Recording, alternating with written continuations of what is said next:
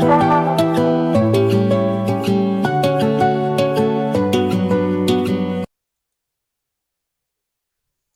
everyone, it's Crafty Tina's. In today's video, I want to talk to you about the pillow punch board, pillow box punch board. It's actually a cute little pillow box that we make to put gifts or candy or anything small that we want to gift to someone. It's a cute little way to make packaging for Christmas or for birthdays or for any occasion really. It just makes a cute little pillow box. That is pretty much all this board does. Kinda. I did, in true Crafty Tina's fashion, find one other use we can have for this, and that is a three-sided pillow box gift box. We added some pretty decoration to the top. I added decoration to the regular pillow boxes.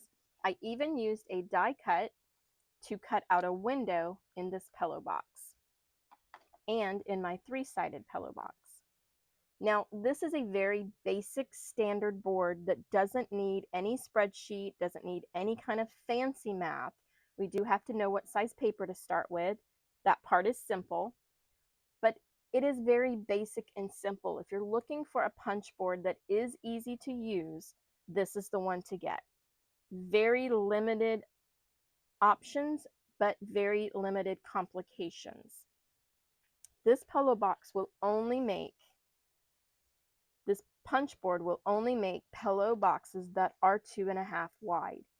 It is limited because of the punch itself. That is the only size that it can make. So you can make them longer, but you cannot make them wider. So you can make them longer on the ends with the flap, so it's not glaring. I'm going to put this on the back. But you cannot make them any wider. And that's important to know. That is the limitation of this board. Now, usually I am upset about limits because I like to get my money's worth. However, the best part about this board in particular is not so much that you're limited to making it. The best part of this board particular is the decorating, the adding extras, the making die cut inserts so you can have a window, adding a bow, adding a ribbon. It's not going to be within the punch board that's going to be fun. It's going to be after, when you can make other things. Now, because I'm Crafty Tina's, I can't settle for what the item is meant to do. I have to go a little bit beyond, and then I get excited and I have to share with you guys. So what I did was I was playing with this board last night. I wanted to make sure that I remembered how to use it, that I had some examples for you guys. And then I got to thinking, this board has to be able to do at least one more thing. It can't just make me a little bitty pillow box and be done. It's got to earn its place in the craft room. And if you guys are going to buy it, you need to get your money's worth for it. So what I've done is I've made a three-sided pillow box. It is basically, instead of two sides, it has three. Now, the reason I did this was to hold larger items. Now I can fill this with candy, slip a gift card in the center of the candy. The candy is going to show through the window. I'm going to put a little sticker, a little round sticker to hold this closed. It's going to say open here. They can rip this open if they want. I have hot glued everything just for security to make sure it holds really well, but you can still open this. It's not a big deal. I did put a window in this one. I did not put a window in this one, but I am going to show you how to make these. It doesn't require much more effort to make the three-sided as it does the two-sided, just a little bit bigger piece of paper. Now, I've decorated these with bows that we made using our envelope punch board, and I made a little medallion type thing. I don't even know what they're called, using a scoring board. And then I did a die cut snowman that I've added some glitter glue to, or glitter gel pens, I believe is what we used for those. These are in a different video. These are in the video where I made gift tags. We made these cute little bows and we've made these little flowers to put on gift tags. And I had some leftovers, and that's why you save your leftovers. I had these leftovers to add, so that I had them to add to packaging, and here we are. The other thing I did was I cut out a window using a die cut. Now this is a label die cut.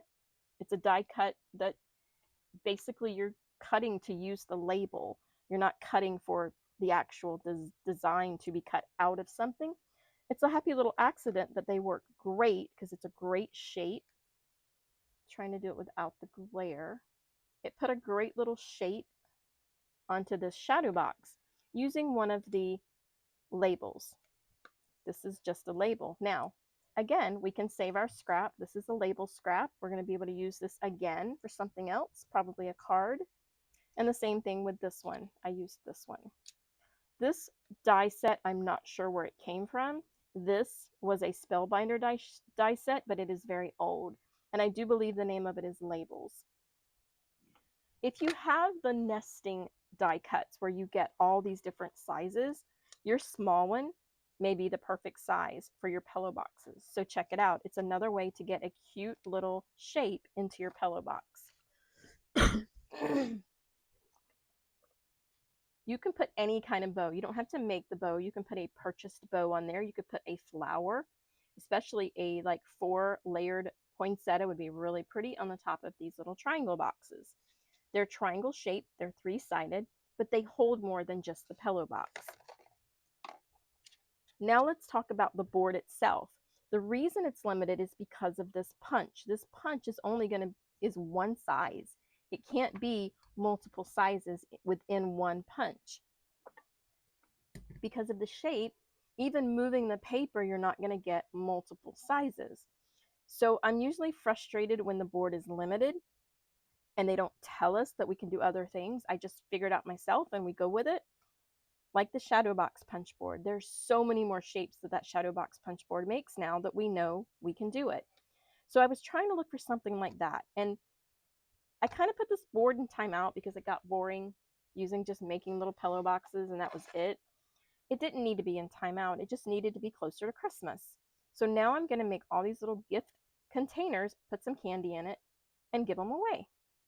Perfect thing for putting candy in, little notes in, little bitty toys in.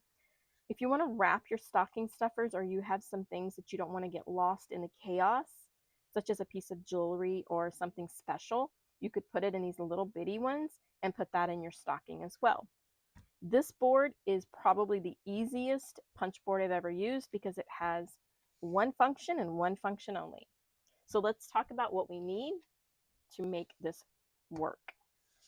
Any cardstock, not paper. Paper will not work. Has to be cardstock. It could be any quality of cardstock. It doesn't have to be thick cardstock, but you have to have 6 inches. 6 inches only. You cannot go bigger. You cannot go smaller.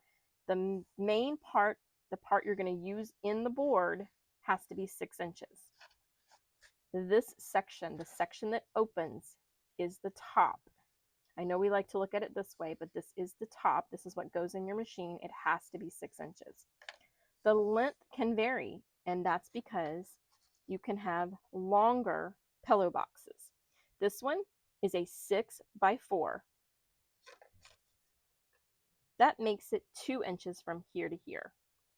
This one is a 6 by 6. It's a great way to use up your 6 by 6 little books when you're looking for something fun to do. It is 6 by 6. And it's slightly over 4 inches this way. Even though it's 6 inches, you have to take into account the little circles that you have here that you're punching on here. So this little pillow box right here is the 4 by 6. This pillow box here and here is the 6 by 6. You can make them longer. You can use a 6 by 8. I think this was 8. Yes, this is 6 by 8. This was a 6 by 10. And then I went and used an entire sheet of 11-inch to show the biggest you can do. So let's do the biggest. Let's not do the biggest. Let's do the 6 by 8. It'll be a good example where the camera can see it. I didn't want to go too big so that I'm kind of working off camera. Once you have your paper 6 inches, that is the side you are going to work with the entire time. This machine doesn't care how long it is. You don't need any settings. There's no pegs to push or pull There's nothing to adjust and there's nothing to measure. You're going to do two things. You're going to pay attention to this line and the little curve here and the straight piece here. You're going to put your paper in, punch, score, move it over, punch, score, move it over, punch. That's it. That's all you're going to do on this side. Then you're going to flip it around and punch twice and you're done. It is the fastest, easiest. A child could do this punch as long as they have the palm strength. It's not a hard punch, meaning it's not hard to push. It's just you have to have enough push effort. So a small child might not be able to do the push part. Again, 6 inches is all we're going to use this side. You line it up to the start line. They did a great job when they made these dark color boards because they painted everything on here. They call this the curve, but it is a deep cut. You can actually see that word. And they call this a nook. And they did that because of the instructions. It tells you start line, curve, nook. This is the vertical line, and they have that word in here as well. Once I show you how to use this board, you won't even need these instructions. The only thing you'll ever need to remember, and it's the very first thing, is trim the paper to the width of 8 inches. That part's important. We have our 6 inches, not 8 inches. I'm so sorry. Sometimes the brain and the mouth do not work at the same time. This paper is 6 inches. We're going to put the edge of the paper to the start line. So you're going to butt it up to here. You're going to put it on the start line. And you're just going to hold it on the start line. You're going to punch. And then the scoring line is a curve. Now, when I try to go all the way around, being right-handed, it doesn't work well. So I like to do my curve from both sides. I like to do it multiple times and light. If you do it heavy, you're going to cut the paper. And then you need to do one scoring line, the only scoring line that's on the board, right here. And they've got a little nook for you to put your scoring tool in. And you bring it down to the bottom of the board, and that's as far as you go. And that's as far as you need to go. You're going to take it out, and you're going to notice it's punched over here, and I have a scoring line here and here.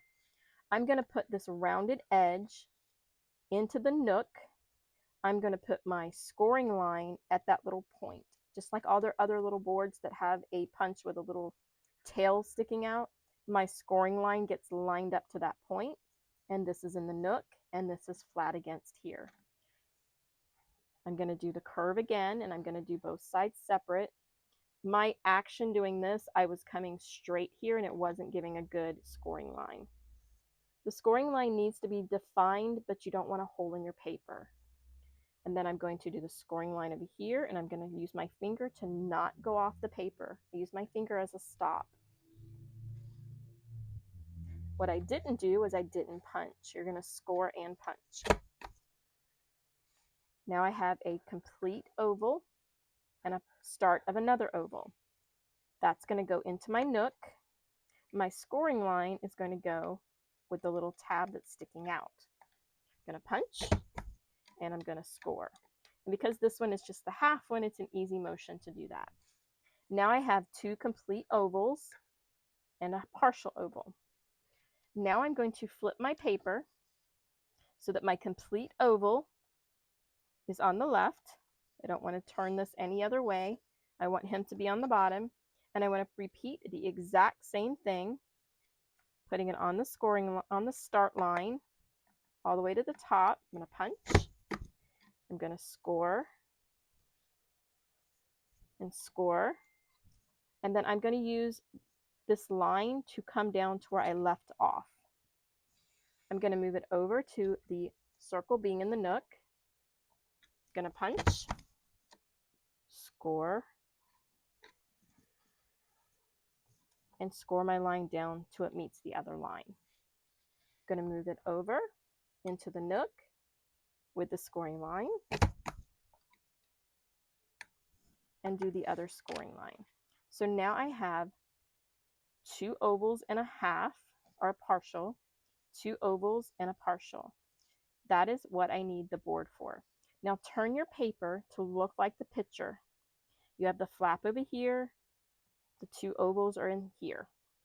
It shows you need a finger pull or a thumb hole on each end of the center oval.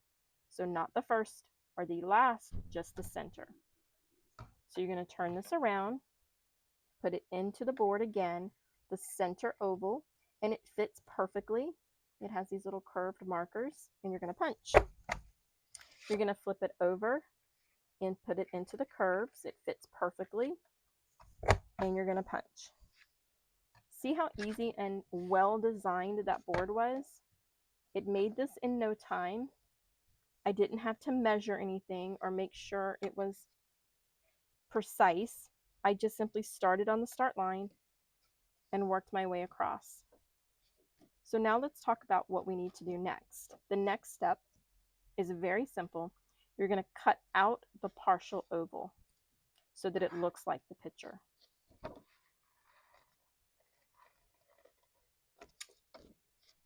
Just follow the score line.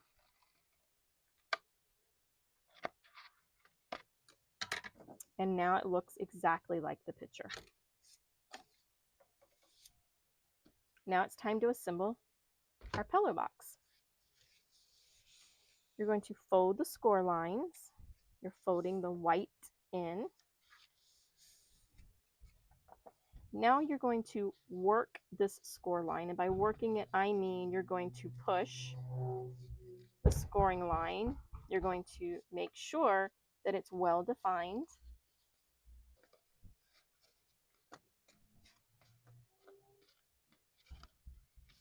And you're going to do the other side. Remember, this is curved, so you can't lay it down and make it flat to work the score line to the proper place.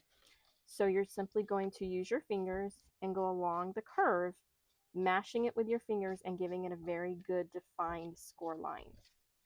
Now we need to assemble our box. We need to put adhesive on the flap. I'm going to use score tape. You can use anything you want, hot glue, tape, regular liquid glue. Just remember, this is holding your box together. So you want to make sure you use a good adhesive, something that's going to really stay. Remove my paper. And now you simply fold it over. No lining anything up or making sure it's correct. Use your scoring tool, no matter what you used, to give it a good adhesive. You want that to be very sturdy. If you used liquid glue, make sure you immediately open this, so if the glue squishes out, you're not gluing your pillow box shut. Now that we have it really stuck, the adhesive is good, it's going to hold. I don't have to wait for it to dry. If you use liquid glue, make sure you wait for it to dry. Your thumb tab flaps go in first, and then the flap without the thumb hole goes in next.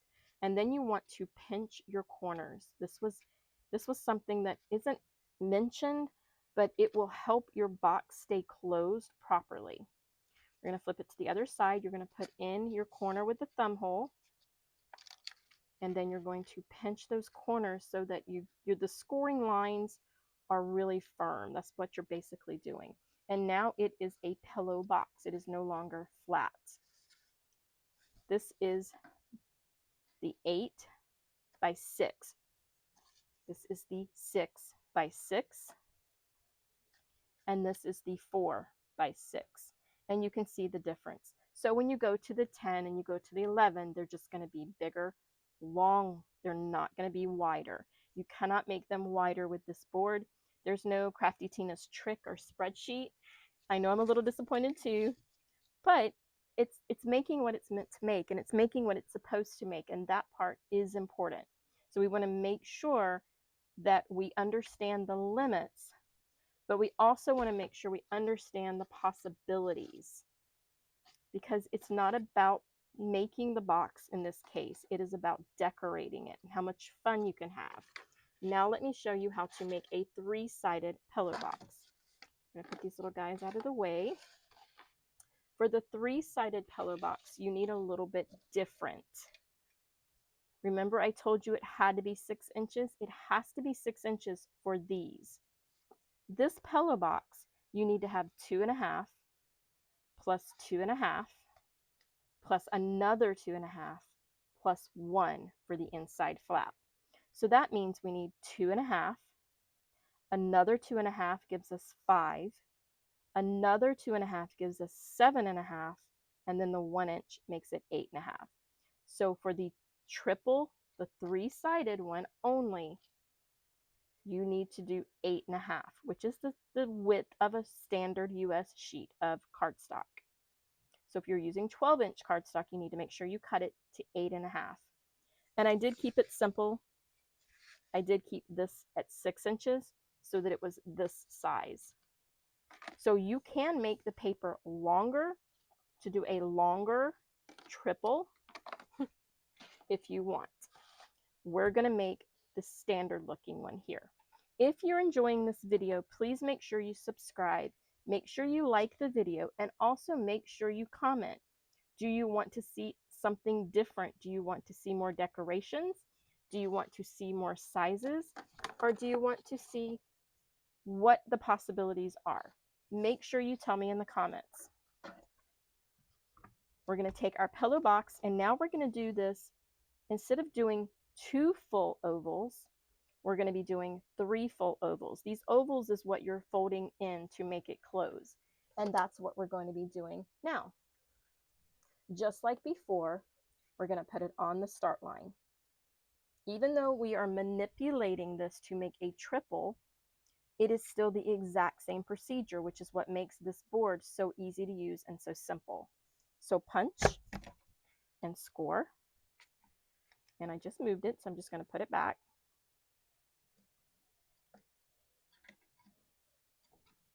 You score the circle and you score the line. You're going to move it over to the nook, keeping it flat. You're going to punch and score.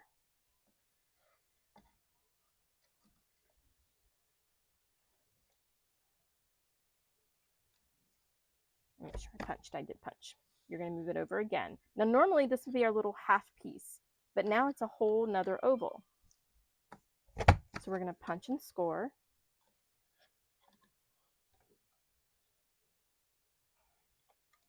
We're going to move it over again. You keep moving it over until you have the partial and score.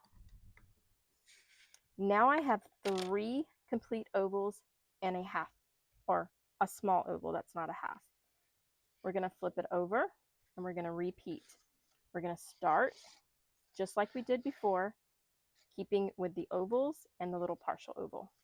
So we're going to put it back in the machine and we're going to punch.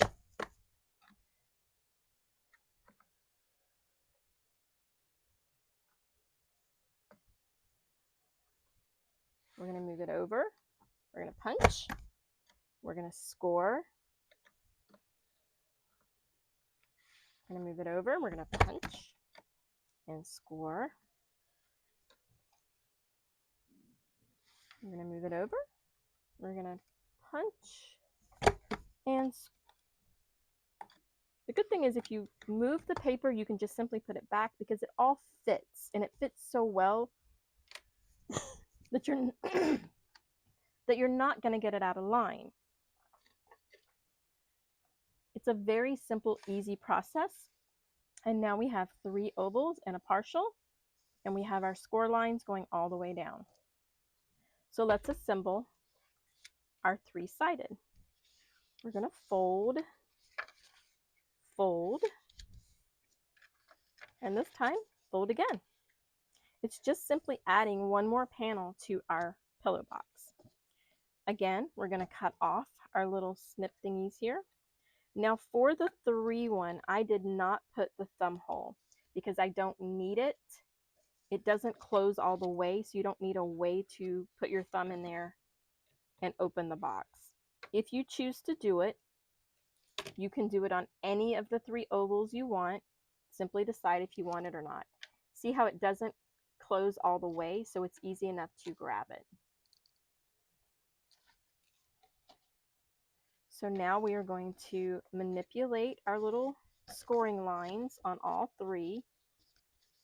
And since you've already seen me do it properly, I'm just going to give it a good effort. But normally I would make sure I went all the way around and got that scoring line the best I could, because that is what's going to hold the shape of your triple box. So you're just basically pinching the score lines. You will be pinching the corners, so you'll get your corners nice and crisp. And now we need to close the box. Now we can't lay this flat now. You're going to have to put the actual glue or double-sided tape, and you're going to have to hold it because it is now a triangle. So we can at least lay it flat so that we can get the tape on it. We're going to put the tape on.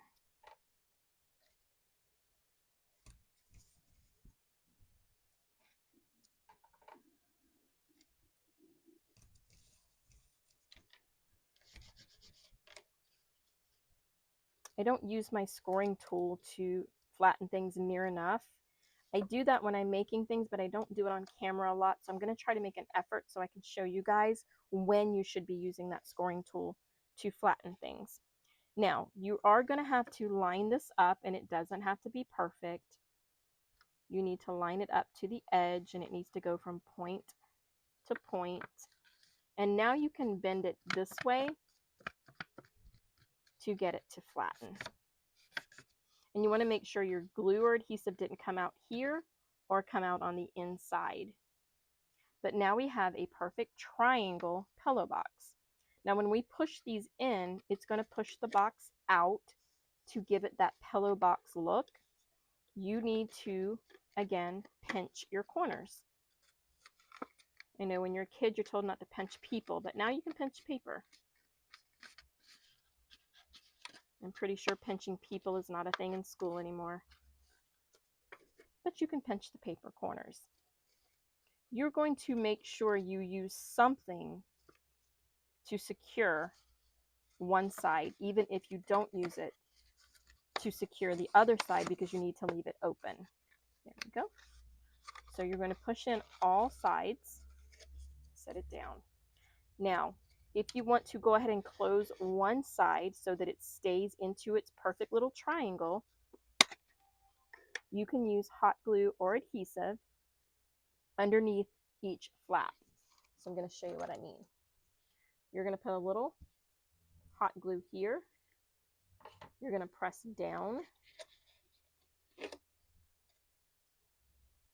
You're going to feel the warmth, and as soon as it's stuck, you're going to release it. You're going to do it over here, press down. Remember, you have nothing in there holding it from the other side, so you just need the paper to touch. Kind of like when we're making our shadow boxes, sometimes we just need the paper to touch the glue. And being hot glue, it does do quicker, so that we can get our shape back. And there you have the triangle on top. Now you can decorate this any way you want. You can add a flower, a bow, a snowman, little medallion thing.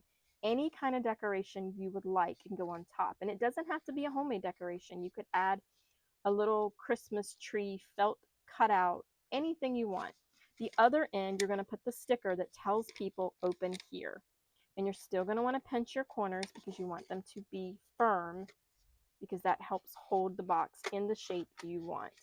When you don't press the score lines firm is when your box isn't going to stay closed. Now let's talk about this window and how we get the window in our shadow box. So the first thing we need to do is we need to make a shadow box. So we're going to use the 6x6. It's a great way to use up your pieces. Let's use this little guy. How you turn your 6x6 paper determines how the print is going to be on your shadow box. If I want my little gnomes here to be this way, then I would put it like this. If I want them to be this way, I need to turn it this way. See how that's not going to work because this is a one-directional paper? If they were scattered in multiple directions like this, it would not matter. Because they are one-directional, they're only going to work this way. See how my trees are sideways? these need to be sideways so you can actually see them. So we're going to put our ovals on the sides. Just work it out in your head so that you're not disappointed in the results. We're going to put our ovals on the side so I can hold my pillow box this way and have my little guys on there. If you want your little guys to be like this, then you can put your ovals this way. We're going to line it up to the start line. And we're not going to fully make this box, so don't worry, you're not going to have to sit through another whole making of the box. I just simply want to show you at what point in making the box do you do the window.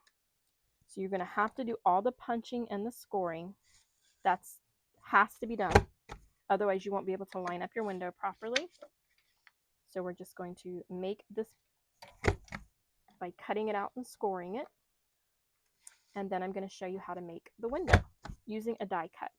Now, you can't use a punch because there's not enough room to get the punch in there. But if you have the punches, and they're like, I think the old Martha Stewart's, it has a metal base and a magnet to where you can put the paper anywhere you want and then punch it, that would work. And I might actually dig that out to do some fun things with for all this Christmas stuff.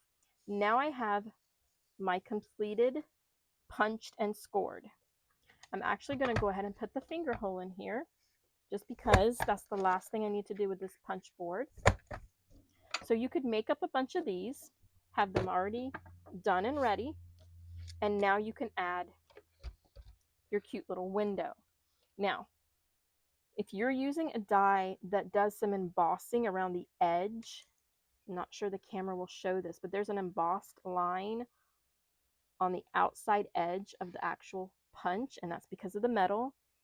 You need to make sure that you're doing this step on the front of your paper because you'll get that nice, pretty embossed image around the outside. The first thing you're going to do is you're going to center this on the punched ovals that have the thumb hole. That is where you need to put your die. You also are going to have to secure it. It won't sit there by itself, so you're going to need to use some kind of paper tape. This little roll of washi tape got left in the camper in the heat, so it's sticky but not sticky enough to really be useful, so I'm using it to hold my dies. This needs to be centered, and you can measure if you like. I don't like to measure. You need to make sure it's the same amount of space from the die to the score line, from the die to the score line. That is where you're centering it to get it lined up on this section of the pillow box. Then you just need to put a little piece of tape so that it doesn't move. I'm going to hold it, and I'm just going to put a piece of tape across here. Now, very important, you need to make sure that your cutting machine, your die cutting machine, will fit the 6-inch paper. Mine is a Spellbinders Platinum 6, and it will fit a 6-inch paper. So I'm using a cutting mat, and I'm putting my die face down, and then I'm going to drop everything, getting my really beat up cover mat, and then we're just going to run that through.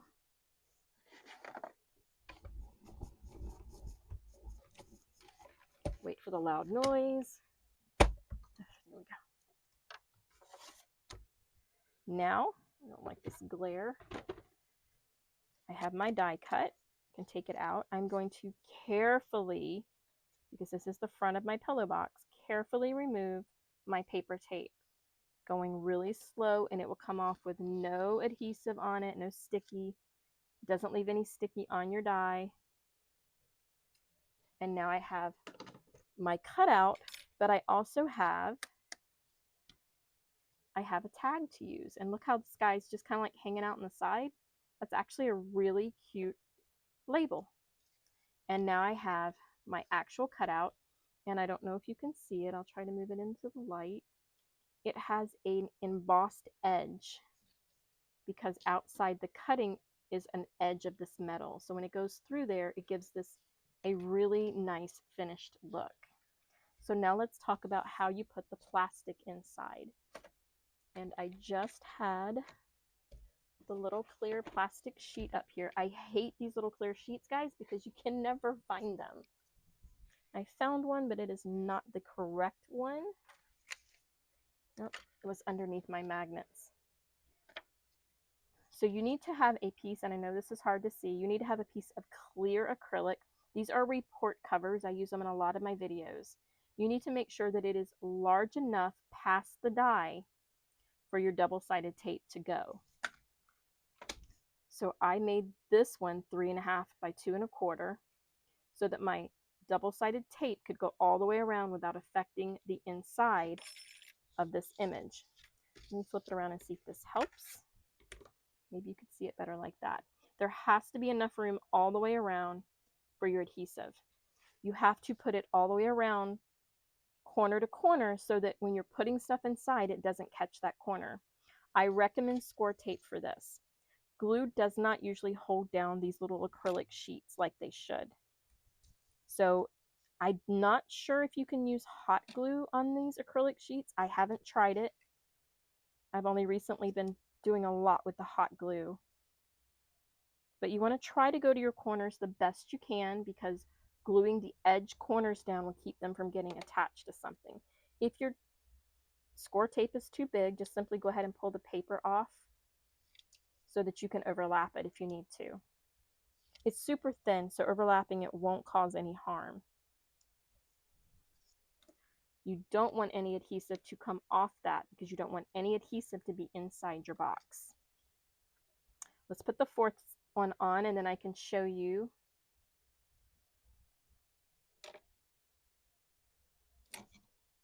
Again, if you're enjoying this video and you want to see more, make sure you comment below. Do you have a scoring board that you would like to see me demonstrate? Let me know. I have 10 of the scoring boards and I am not afraid to buy more. Simply going to put it, now you can see the plastic. I've got score tape all the way to the edge. There we go. Now's the time you're going to want to smooth that out. Normally I just rush through things. I don't really think it's necessary. This is plastic being glued down, guys.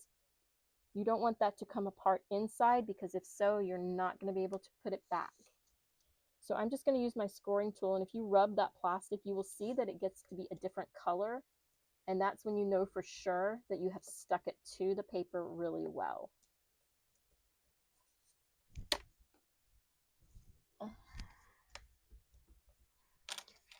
And now we have our window, and we can close it up just like we normally would with our scoring tape. Make sure you cut out your little half ovals or your little partial ovals, because they are not needed. Make sure you are bending and manipulating your little curved score lines. I know it's going to feel very awkward. Score lines are not usually curved, they're usually very flat. But make sure you are manipulating them before you close up your box. It will really help. I know you're going to manipulate them a little after you close it up, but doing it before gives you a good basis and it's easier to pinch. And then you simply add your double-sided tape.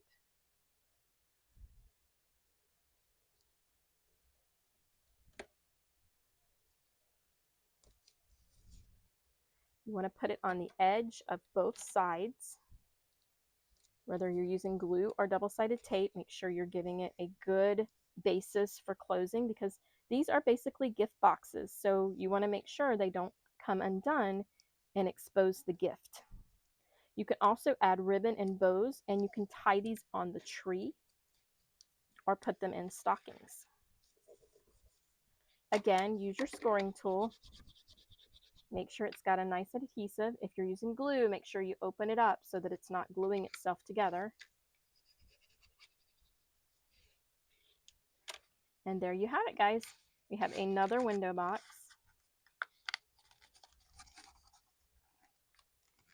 We're going to manipulate our little fold lines, and we're going to pinch those corners really good. They don't always want to be in the exact same spot, So by pinching them, you are giving them a really good crisp image. And there you have it, guys. We have another pillow box with a window. I really hope you guys enjoyed this video. Please make sure you comment. Tell me what you want to see. Tell me what scoring boards or what punch boards you would like me to demo and give you some helpful hints on. I hope you learned something in this video. I'm glad you stopped by, and as always, happy crafting.